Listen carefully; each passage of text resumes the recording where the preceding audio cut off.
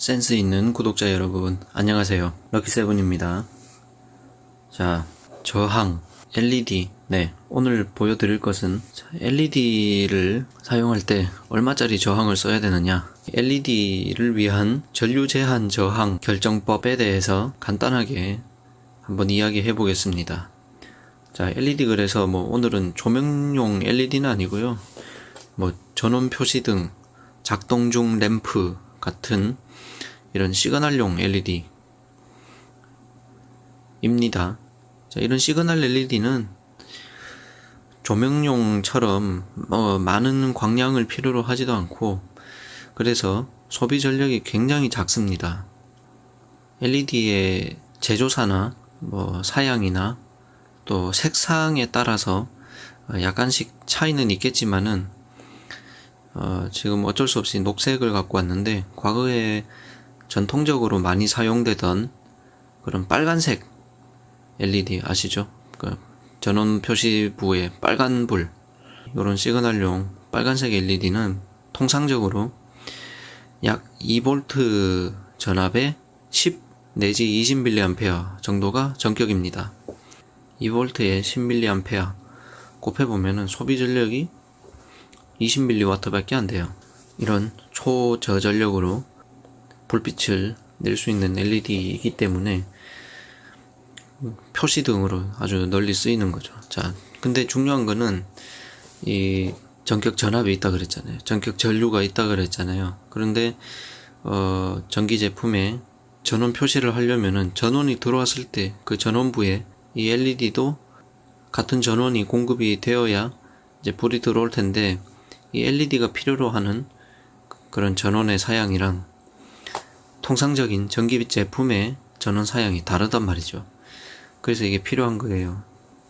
이 LED의 전격 이상으로 전류가 흘러 들어가지 못하도록 제한을 할 필요가 있기 때문에 이런 데 사용되는 저항을 전류 제한 저항이라고 하는데, 그러면 얼마짜리 저항을 써야 되느냐, 그거를 오늘 말씀을 드리겠습니다. 이거는 조명용 LED하고는 안 맞을 수 있습니다. 미리 말씀드립니다. 주먹구구식으로 대충 계산하는 거예요. 그래서 스펙상 얘가 2V에 10mA짜리 LED다 라고 했잖아요. 그러면은 전원 전압에서 얘의 필요 전압을 먼저 뺍니다. 통상 우리 전자회로에서는 5V 전압을 많이 쓰기 때문에 5V 마이너스 얘의 필요 전압은 2V 하면은 3V가 나오죠. 자, 그럼 그 3V 전압을 또 얘가 필요로 하는 전류만 흐를 수 있게끔 이 저항으로 제한을 할 거예요. 그러면은 옴의 법칙 아시죠? R분의 V 하면은 필요 전류가 나오게. 그럼 10mA라고 했기 때문에 3V를 얼마로 나눴을 때 10mA, 즉 0.01이 되느냐? 300ohm이죠. 3V를 300ohm으로 나누면은 10mA가 흐르게 됩니다. 자, 그런데 300ohm 딱 맞는 저항은 잘 보기 힘들어요. 보통 330ohm 이런 게 많거든요. 그 정도는 이제 오차범위 아니라고 생각하고 330ohm을 보통 씁니다. 5V짜리 전원 제품의 LED용 전류 제한 저항은 330ohm을 많이 쓰는데 없어요. 지금 330ohm이. 그럼 만들어야 되잖아요. 어떻게 만들 거냐? 두 가지 방법이 있죠. 큰 저항을 병렬로 연결해 가지고 합성 저항을 얻는 방법이 있고, 330ohm의 합성 저항을 얻는 방법이 있고, 자, 작은 저항을 직렬로 연결해서 300ohm의 합성 저항을 얻는 방법이 있습니다. 이건 작년 영상에서 전압과 전류 이야기하면서 그 직렬 부하와 병렬 부하 이런 거 하면서 살짝 다룬 적이 있습니다. 참고하시면 되고요. 자, 합성 저항 먼저 보여드릴게요. 자, 지금 멀티미터를 저항 측정 모드에 놓았습니다. 자, 탐침 위에다가 이 저항을 올려놓고 접촉이 잘 되도록 꾹 눌러줍니다. 자, 99.8ohm. 그래서 하나에 100ohm짜리인데 그죠? 색상 띠를 보면은 갈흑갈 101, 그죠? 10에 1 동그라미 한 개 더, 그래서 105. 얘를 직렬로 쌓으면은 합성 저항은 더하기 하면 됩니다. 더하기. 직렬에서는 더하기. 그래서 100 더하기 100 더하기 100 하면은 300옴을 얻을 수 있는 거예요. 자, 이렇게 빵판에다가 100옴짜리 저항 3개를 직렬이 되게끔 이렇게 구성을 했습니다. 여기를 재면은 저항 3개의 직렬 합성 저항이 나오는 거예요. 자, 296옴이죠. 이렇게 약 300옴의 저항을 얻었습니다. 자, 그리고 LED는 다리가 긴 쪽이 플러스예요. 용어로는 이제 에노드라고 하는데, 아노드 혹은 에노드. 자, 그래서 지금 에노드 쪽에다가 저항을 걸었잖아요. 305옴의 저항. 그러면 5V 전압은 이 저항을 통해서 LED에 공급되게 회로를 연결합니다. 이렇게 5V를 주고, 그 다음에 LED의 다리가 짧은 쪽을 캐소드라고 하는데, 이게 마이너스죠. 캐소드. 캐소드에 마이너스, 즉 그라운드를 공급을 합니다. 자, 전원을 투입을 하면은 하나, 둘, 셋, 짠. 네. 이렇게 불이 들어오는 거예요. 전격에 알맞게. 자, 직류 전압을 한번 볼까요? 얼마가 걸렸나?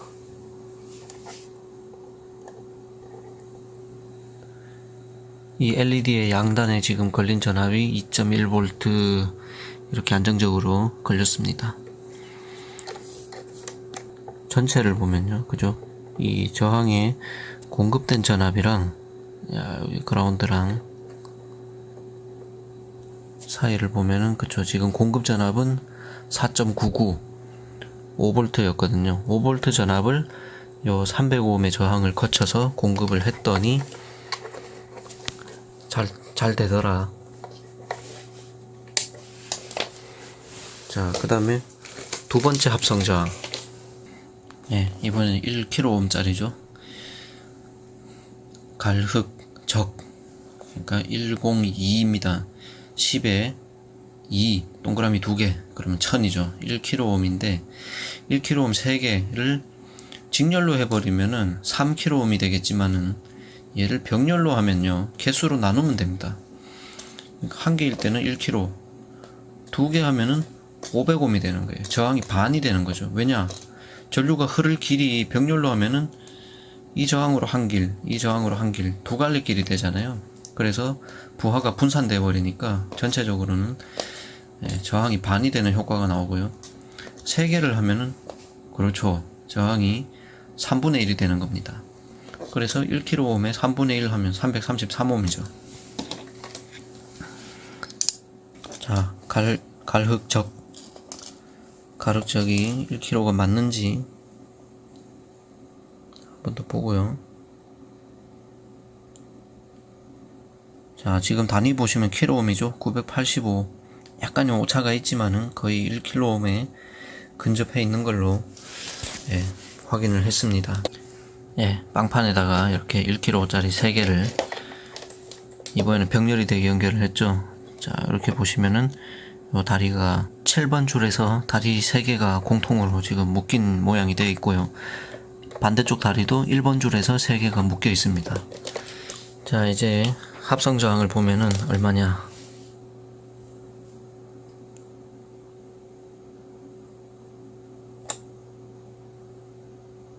(328옴이) 나옵니다.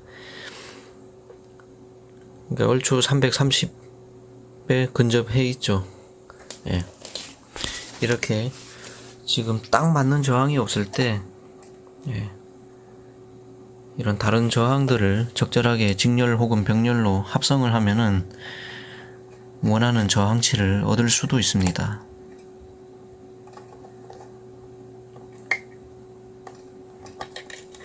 그래서 에노드에는, 자, 에노드를 저항 쪽에 물리고 캐소드에 그라운드를 주고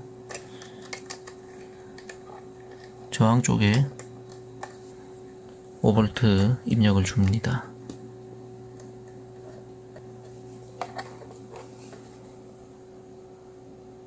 짠! 전원 켜면은 똑같이 자 적정한 밝기로 보십시오. 원래 이 보드에 있는 전원 표시등하고 지금 밝기가 똑같죠. 정확하게 전격대로 들어오고 있다는 뜻이죠. 자, 만약에 저항을 안 거치고 그죠? 이 5V가 직접 LED에 들어가 버리면 어떻게 될까요? 전격 초과죠, 그죠?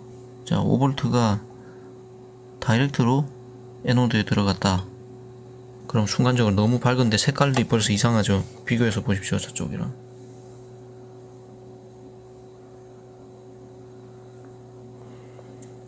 색깔이 막 지금 노랗게 나오는 거예요. 변질되고 있는 거예요, LED가.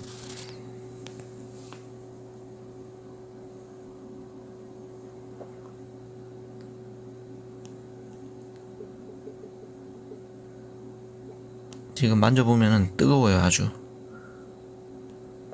이러다가 타버리는 거예요. 이 LED는 이제 곧 못 쓰게 될 거예요. 제가 계속 이런 식으로 5V를 준다면.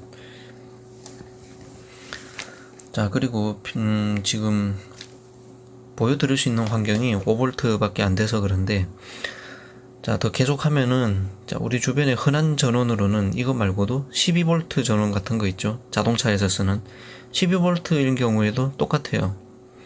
12V에서 LED 전압 2V 빼고 10V를 10mA로 제한을 하겠다.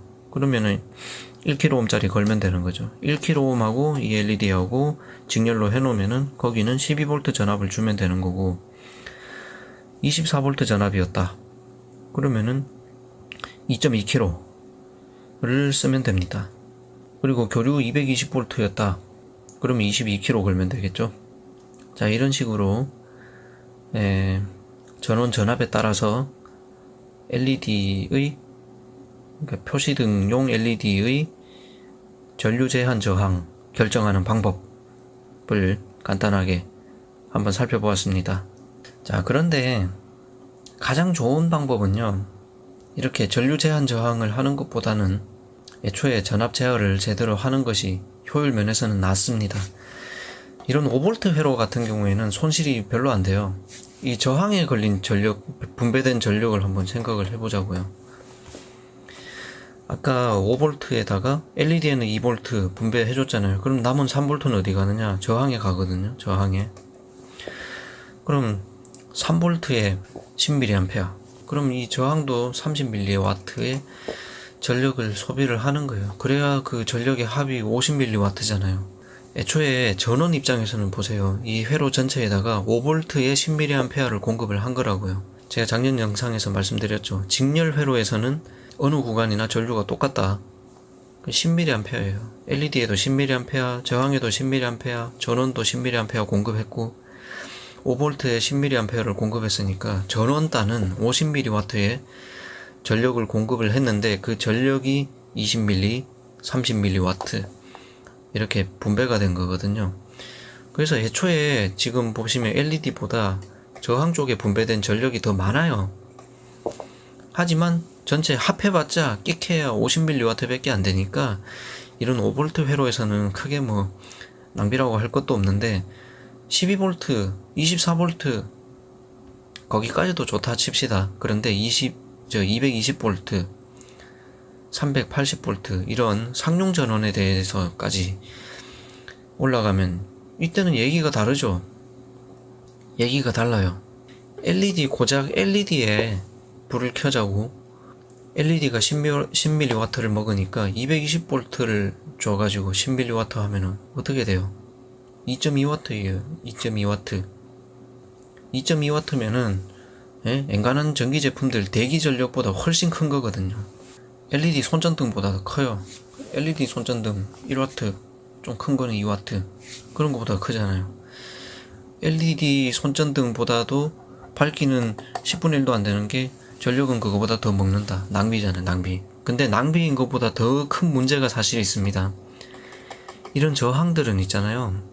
전자회로에 쓰이는 이런 조그마한 저항들은 내성이 작아요. 내성이. 무슨 말이냐면은 얘가 견딜 수 있는 전력이 4분의 1W 짜리거든요. 이런 저항은. 그런데 2W의 전력을 감당을 시켰다. 당장 이 저항 타버립니다. 연기 나고 깨지고. 그래서 소화전 같은 데 쓰이는 그 전원 표시부 있죠. 그런 데는 열어보시면은 220V를 전원 표시하려고 빨간색, 이거는 또 고휘도 LED라서 소비 전력이 이거보다는 좀 커요. 10mm가 아니라 뭐 한 20이나 50이라고 칩시다. 저도 정확하게는 모르겠어요. 스펙을. 어쨌든 그러면 이제 전력이 더 커지는 거죠. 예를 들어서 10mm가 아니라 20mm를 필요로 했다. 그러면 20mm 곱하기 220V 하면은 4.4W잖아요. 그죠? 그런 4W라는 전력을 이 저항한테 감당을 시키면은 이런 작은 저항으로는 어림도 없고 큰 저항을 써야 되고, 그 4W라는 전력이 열로서 소비되어서 낭비되는 거죠. 공중으로 날아가는 거예요. 그러니까 효율 면에서는 고전압일 때는 이렇게 제어하는 거는 좋지 못하다. 그 변압을 하고 레귤레이팅을 해가지고 쓰는 게 차라리 낫다는 거죠. 뭐 내 돈 들어가는 거 아니니까 소화전 같은데 그냥 쓰죠. 이렇게 열어보시면은 시커멓게 타있고, 심지어는 이거는 보시면 깨져 있습니다. 열을 못 견뎌서 그래요. 근데 불이 안 꺼진 거 보면 그죠? 깨지기는 했는데 저항 내부에 단선이 되지는 않았나 봐요. 근데 참 보면은, 여러분들 보시니까 어떤 기분 드세요? 어이가 없죠? 소방용구, 불을 끄겠다고 준비하는 소방용구에 이렇게 열 나가지고 시커멓게 그걸 다 못해서 깨져버린 저항이 들어있는 전기 회로가 있다. 제가 뭐 욕은 안 하겠습니다. 그래요. 하여튼 오늘도 시청해 주셔서 감사합니다. 다음에 또 더 재미있고 유익한 영상으로 찾아뵙겠습니다.